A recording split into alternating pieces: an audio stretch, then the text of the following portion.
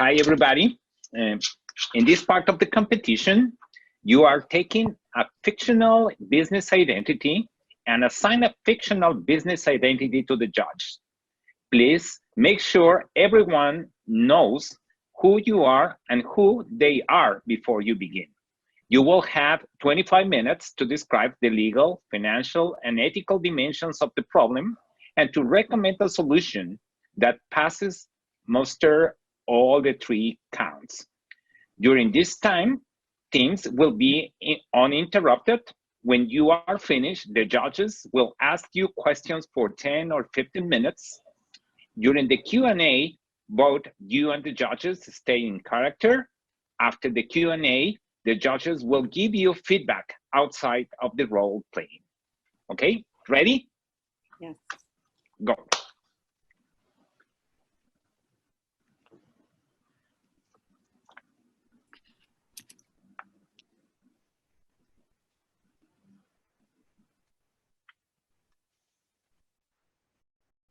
Hello, everyone. My name is Fernando Lara. I am majoring in hotel restaurant management. I chose sustainable tourism development as it is the field I wish to study in. This research has helped me understand why we need to act now to preserve the limited resources we have on Earth.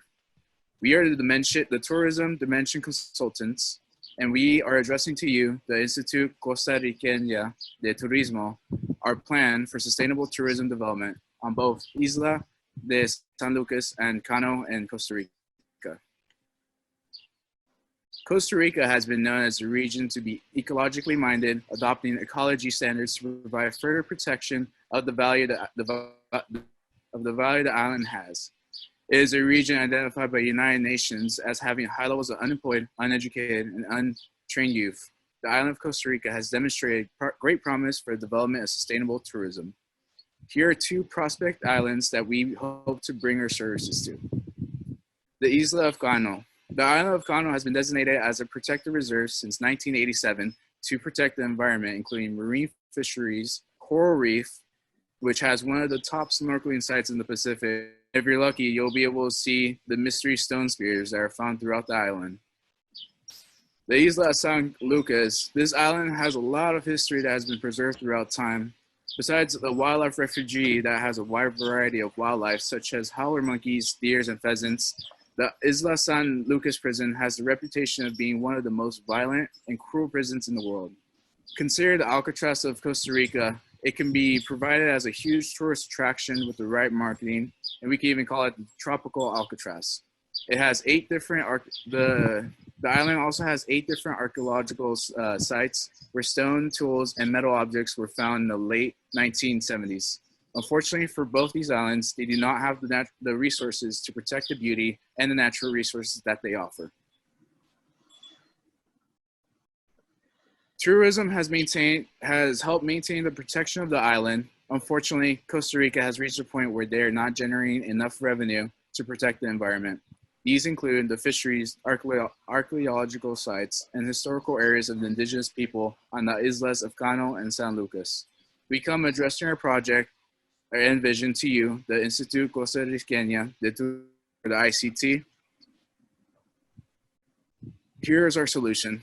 Both the United Nations and the ICT conclude that foreign countries contribute to the development of sustainable projects that address these issues.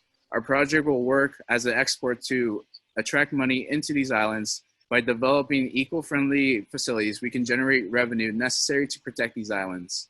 Our consulting team will address the ICT with a project to develop tourism venues on the Islas of San Lucas and Cano with an emphasis to the legal aspect, finances, and ethical issues on sustainable tourism development. My colleague, Cristina Barajas, will present on what these islands of San Lucas and Cano have to offer. I believe our colleague Christina has problems with her computer because I just saw that she left from the Zoom meeting. So we'll go to Rebecca, if you don't mind. Hello, everybody. My name is Rebecca Saavedra. This is my first year of hospitality and tourism. So I chose this project because I wanted to learn more about how I can help another country economically by using what I have learned from this project and hopefully be able to bring it to life one day. So we are asking ICT to require the leaseholder to adopt the legal standards of the United States to enhance the services that we provide, create good jobs, and design a tourism venue for the 21st century. Currently, Costa Rica has hazardous structures because they are poorly built and employees have poor wages, which ends up making the money leave Costa Rica. Costa Rica does not receive the same amount of benefits as other tourist countries because they do not have the proper resources. So today, I will be talking about some labor laws, safety laws, protecting archaeology sites in Costa Rica, and laws towards protecting the environment in Costa Rica. So currently, Costa Rican tourism venues attract illegal immigrants from Nicaragua that are underpaid. So all employees must be citizens of Costa Rica. When we first go out there, we do want the United States employees to start it off and then hand it over to Costa Rica. We also want the leaseholder to agree to adopt the principles of the Fair Labor Standards Act, which according to dole.gov, it establishes minimum wage, overtime pay, record keeping, and youth employment standards affecting employees in the private sector and in federal, state, and local governments.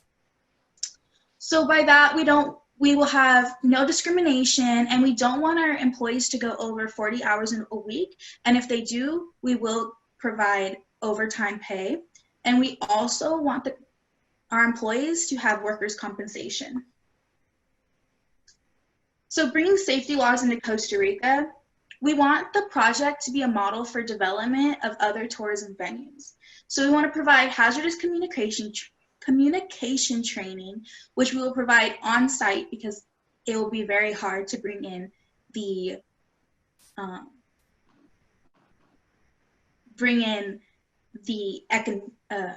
electronic help into Costa Rica. We also want everyone to wear the appropriate attire for construction in Costa Rica, such as safety hats, gloves, and work boots. So there's one law to protect archaeology sites in Costa Rica. So we want a revenue from our project to enable the community to follow and support the Act number 6703, National Law of Archaeological Heritage. And this law basically prevents people from finding in or out of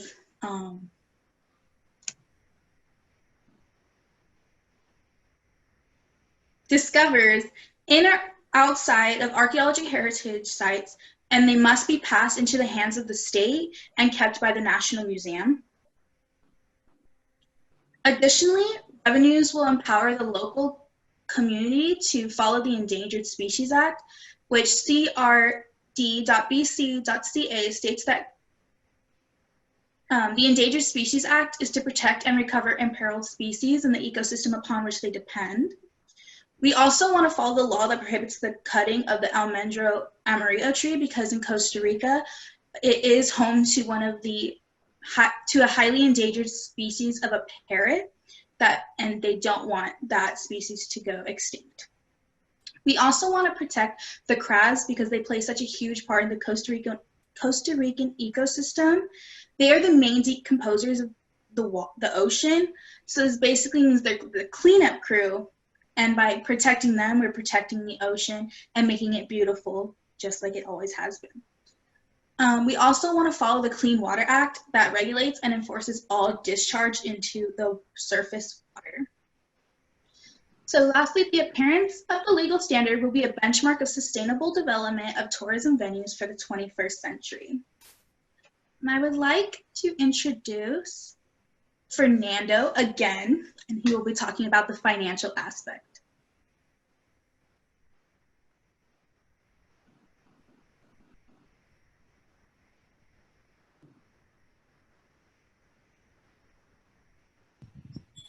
Thank you again, Rebecca. So I'll be talking about the problems in the financial aspect. Costa Rica is not generating enough revenue to protect the archaeological sites and the environment. There have been citations of both illegal fishing in the fisheries and deterioration of the environment. The ICT has created protected areas for both Kano and Lucas. We want to continue the protection of these environments, but currently lack the resources to protect them. The tourism dimension consultants have come together to you, the ICT, resolution, and the financial method.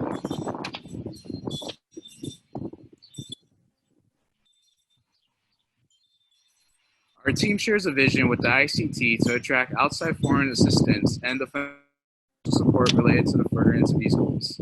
If you want to protect these islands of Kano and San Lucas, we need to generate revenue to provide money to protect these areas and its resources.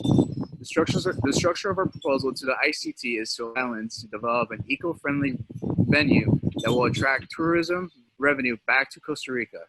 With that revenue, we hope to allocate those funds back into the preservation programs to further the protection of the environment. We would be able to generate this revenue by leasing an area of land for construction to develop these venues. It will give the ICT control over the regulations in the building. So we would develop an image marketing strategy. We have chosen the San Lucas and Kano as our place of venues. The ICT has begun investing in these commercial spaces for restaurants, beaches, and tour operators. The marketing strategy that we develop will promote investment opportunities in natural and historic attractions and will support local leaders or even entrepreneurs of Costa Rica. We can promote these discriminating markets that were once unattainable as a desirable hospitality opportunity to foreign investors. Our consulting team will demonstrate that these regions deliver the value to investors. By helping Costa Rica invest in itself, we can develop and promote a solid image of it. Unlike other venues, we encourage the ICT to not sell the land. This will gain the property. Instead, we propose that we lease the land for construction with a 65-year lease.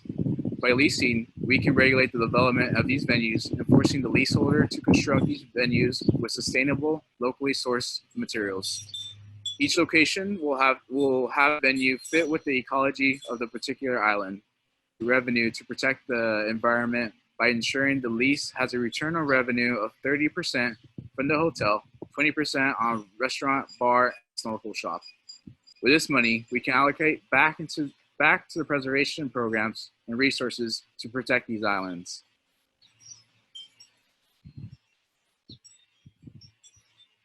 Here, I will demonstrate to you how we can get a return on the lease.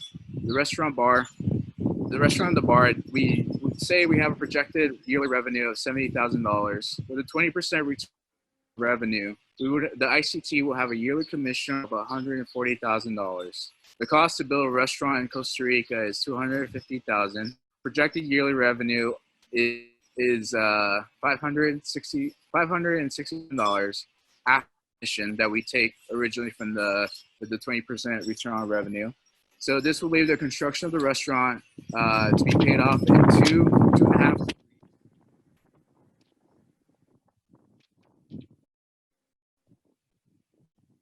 Drop a Sphere states that the Costa Rica room would cost about $40,000 for construction, $40,000 in construction. We're projected 50-room hotel. We hope the construction fees will be about $2 million in construction fees. With the yearly projection of $76,000 after the commission from the 30% they have to pay, the construction can be expected paid off in like 4 to 5 years. Generating money off these beautiful islands to further protect it. With these funds, allocate them to further protecting the environment as well as the people. My colleague Danielle Hutchman will present next on the ethical issues on sustainable tourism development, how these funds may be used.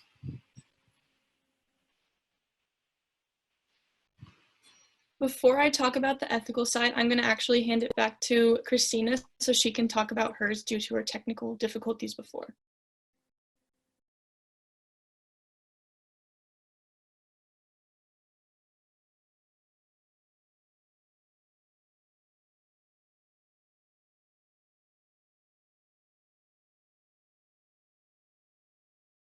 Christina is muted. I've got it. Okay, good. Okay. My name is Christina Barajas, and I'm a second-year major in hotel and restaurant management. This project really interests me because not only is it my major, but it's taught me about sustainable tourism and cultural diversity. So in this hotel, we will have about 50 to 60 hotel rooms. There will be a 40 seating capacity restaurant in each island, a 50 bar and lounge. Kano Island will have scuba diving and snorkeling rental stores. San Lucas will have a gift shop, and both islands will have hiking trails. There will be some challenges such as how to power the hotel and restaurant, processing waste products, water supply, and after that is accomplished, there'll be also keeping the island pristine and developing the local economy. Some of the solutions to this are solar power panels for energy during the day and reverse solar power panels for nighttime energy. Reverse solar power uses photovoltaic cells, and we could also use battery packs. To get rid of waste, we would use solar power wastewater treatment plants, biodegradable soap, and biodegradable cleaning solutions as not to harm our marine life. This will help save our ecosystem with no sewage into our reefs and no harm in sea life. To supply water to the island, there will be solar-powered rain barrels. There's roughly 157 inches of rain every year on each island. The water treatment, we will water treatment monitor, and water will be clean and safe for consumption. So there are beautiful structures and historic buildings, and archaeological sites on the grounds will be protected. The almendro amarillo trees will be preserved on both islands, and the marine life will be taken care of. Our carbon footprint will be as small as possible. This is Kano Island. Tourism revenues on Kano Island will protect marine fisheries.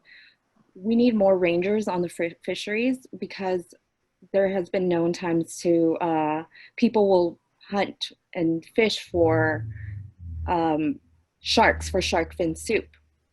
And we have coral reefs, some of the best. We have barracudas, pilot whales, and visitors will have a chance of seeing world-class coral reefs. We have marine biological reserve. We have, like I said, barracuda, sharks. We have pilot whales and assorted tropical fish. There's also the mystery stone spheres. The mystery stone spheres come from the Dickey culture, and it's now extinct. They weigh up from they're as big as a few centimeters to 2 meters and weigh up to 15 tons, and nobody knows their exact reason why they're there. This is San Lucas. San Lucas tourism revenues will protect La Isla San Lucas prison, which housed the worst of the worst. It was the Alcatraz of their day, and it was around till 1991.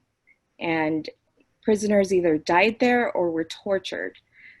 We have wildlife such as howler monkeys, deer, and pheasant, and we have marine life such as hammerhead sharks, rays, and turtles. And then there's an indigenous archaeological site which has burial grounds and tools and stuff that need to be preserved. There's also the Playhouse, which hosts plays on what prison life was like back in the day. With this, the economy will thrive. Artisans and vendors will start making a living. With living wage, more money will be added to the economy, and repeat guests will bring more friends and family. San Lucas Playhouse will bring in revenues, and so will the tours in the prison. Guests will learn about the culture and of the indigenous people. They will also learn about the archaeological sites. They will learn about marine life and the prison. Culture will be respected. As more repeat customers come, culture will grow. Thank you. I will pass it on to Danielle Hockman.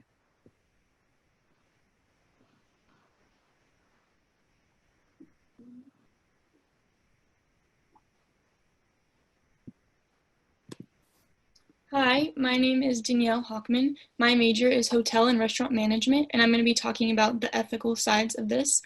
I liked this topic for a project because I like the idea of bringing tourism to different communities and seeing how it could benefit them. So some of the ethical dilemmas that we could address with tourism are increase the fundings of the schools, preserving the culture, and preserving the marine life. So for the ethical side, you want to think ACE. ACE stands for Advancement, Culture, and Economy. ACE simplifies the complex ethical dilemmas that could present itself when you are putting a hotel on the island. So starting off with advancement, we want to start off by bettering the schools for the children. So the local community schools, we want to fund them to make the education better. So by investing in the schools, we will be providing better education for these children. The youth in Costa Rica is identified as one of the highest levels of unemployed, untrained, and uneducated youth groups in the Caribbean. And although they have the best education systems in Central America, they could still really use the improvements. And with the funds that we bring in through the hotels on these islands, we will be able to fund the schools. So these children will grow up to have good educations. And then we will also be bringing in lots of careers for the local people. By bringing hotels to these islands, we are providing hundreds of jobs for many people that have low-paying jobs or really low-paying jobs. They're always not able to provide for their families. So by bringing in these hotels, we will be able to give them a steady job with a steady income, so they always know that they will be able to provide for their families. Moving on to the culture. The culture of the island is extremely important, and we want to make sure that the culture will fit the hotel will fit into the culture of the hotel when we bring it in. So we want to provide cultural enrichment for the tourists, and they'll be given multiple opportunities to experience the culture of the island. So we can provide activities and different traditional foods of the islands to represent the cultures so that guests are getting cultural enrichment from all aspects while they are there on the island. This will help to spread and preserve the culture. Another issue that we want to consider is protecting the people who are no longer there. The local indigenous people, while they are not there right now, they were there at one time, and we want to make sure that we protect their archaeological sites. So by bringing tourism to the island, we will be able to have the funds to preserve these sites for many years to come.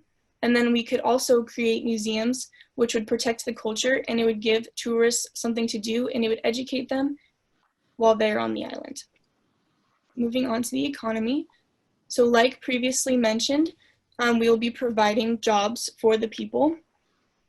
Another big benefit would be all the money coming into the island. Like already mentioned, the tourists will come and spend their money on the island. Tourism is an export, so we'd be constantly bringing in new revenue for the economy on the islands. Another possible issue that we want to consider is protecting the marine life. Currently, the government lacks the funds to constantly patrol all the areas, and people are fishing where they shouldn't be fishing all the time, and they're fishing way too much. So we want to use some of the funds that come in from these hotels to be able to provide security for the marine life so that people are not fishing when they're supposed to be, and we can preserve these animals for many years in the future.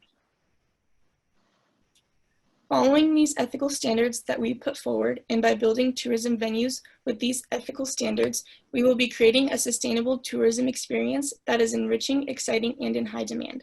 On behalf of the Tourism Dimension Consultants, we want to thank you for your time.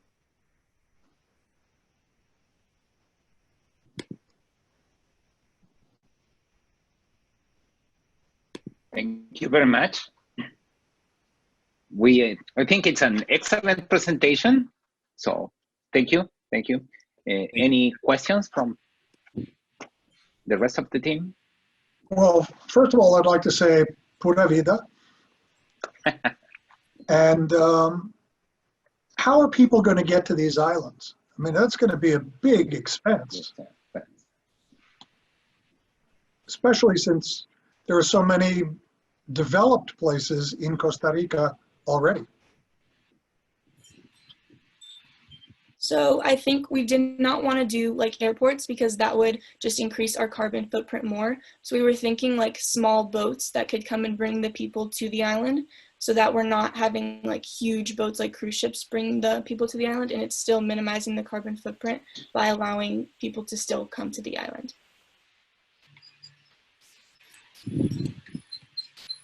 I have a question. The cost that you cited for construction, does that construction investment cover only the rooms and the buildings, or does it also cover things like the solar power and the other infrastructure challenges that you described?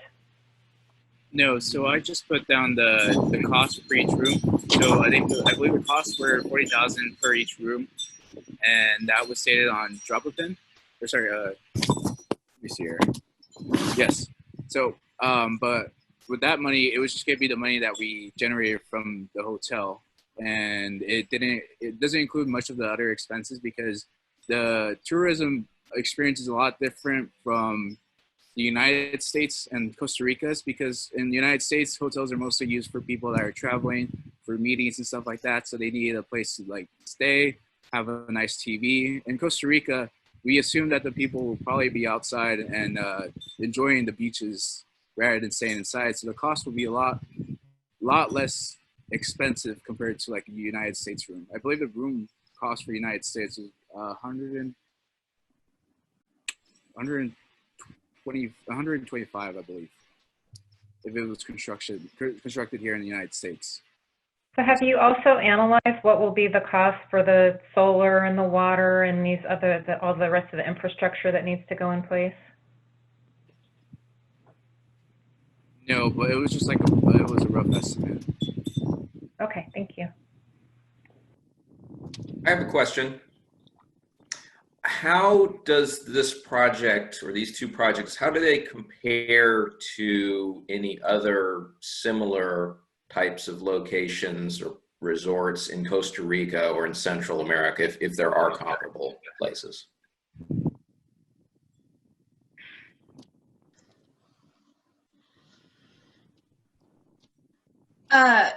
I believe that it kind of, how do I put this? It expands it more because a lot of other venues, they don't care about the employees and they don't care about what they're doing to the environment. And so I believe the way things are going with times and now, the more we bring that in, the more people will want to travel who didn't want to travel before because they didn't want to leave such a big footprint. It'll bring in those people, and then the more that comes in, the more people, I don't know. It also caters to a sustainable tourism to people who don't want to leave a big carbon footprint. So it caters more to those people. And so you've identified that as a need in the market, that there are people who want that kind of experience, and that's not being met currently. Is that right? Yes. Are you recommending that United States labor laws apply to all of Costa Rica or just these two islands? Mostly just these two islands that we want to adopt, because we don't want them to fully bring them in, but we want them to kind of mimic it to an extent. So for labor laws, Costa Rica, their minimum wage can only be up to like $5 right now. So we want to pay our employees more because that'll mean they will stay longer, and it gives them more of a broad spectrum to want to work with our companies and bring other people in to work with our companies.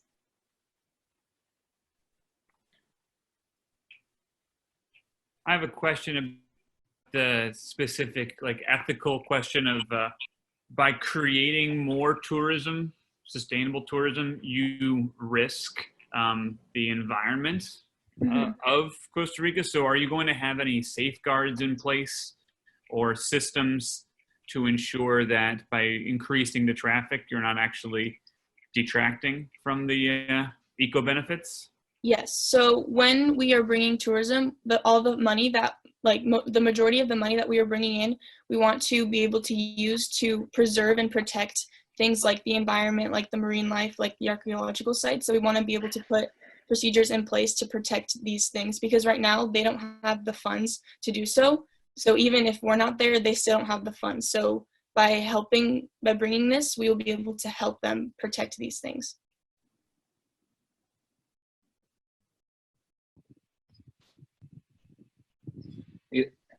Unmute your microphone. Okay. Getting back to the financials for a moment, kind of zeroing in on the employee costs. You mentioned earlier that unemployment is pretty high, and also that the educational opportunities are minimal. So how does your proposal enhance employee benefits for people who may not be trained in particular areas, and who then pays for the training?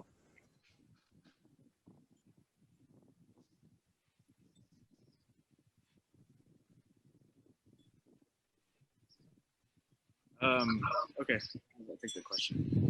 So I believe that the training will are not, because we're trying to work with the ICT to but can you say that question one more time? I'm sorry. So our organization then would provide training, and then as a result of the training, then provide the employees for the intended activities?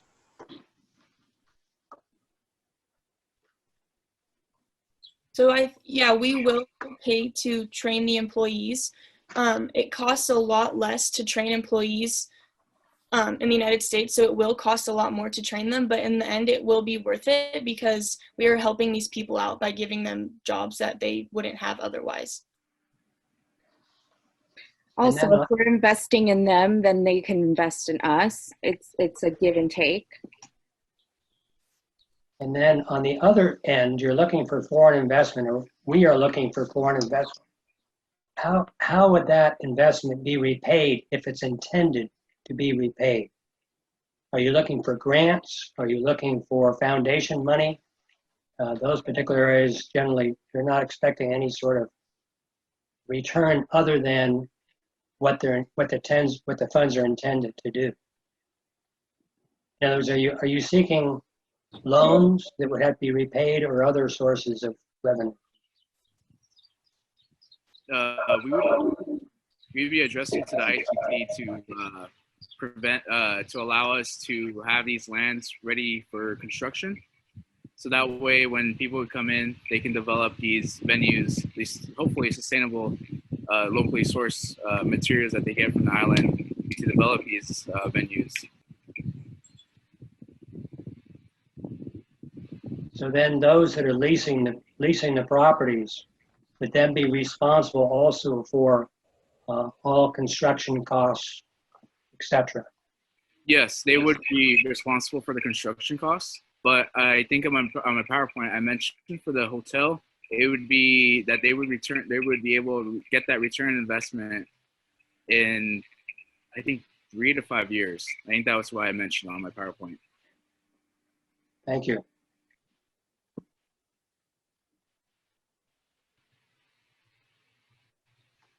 I have another question, and it's how do you plan to ensure better paying jobs? What I have seen in many different countries in Latin America is most of the times the jobs stay with a very low payment. I like to think that our labor laws are what's going to hopefully bring in more, will hopefully make Costa Rica, or the people of Bacano and San Lucas, to pay those Costa Ricans a little bit more, because we want to adopt those labor laws in there.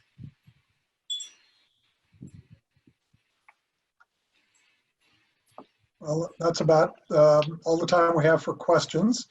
All of the board members have to get back to their sofas, so we can step out of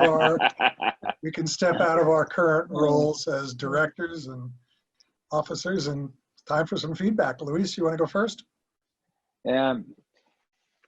Yes. Okay, let me think about it. If you want to start first. Sure. Let me say that your passion for this project really shows through. So congratulations for that. I had one short question I wasn't clear on. Is the name of the island Caño or Cano? Caño. Caño. Okay, because your slides are different. So you might want to take a look at that for following presentations. Okay. Thank you. Good job. Good job. Very Good. under very tough circumstances. Thank you.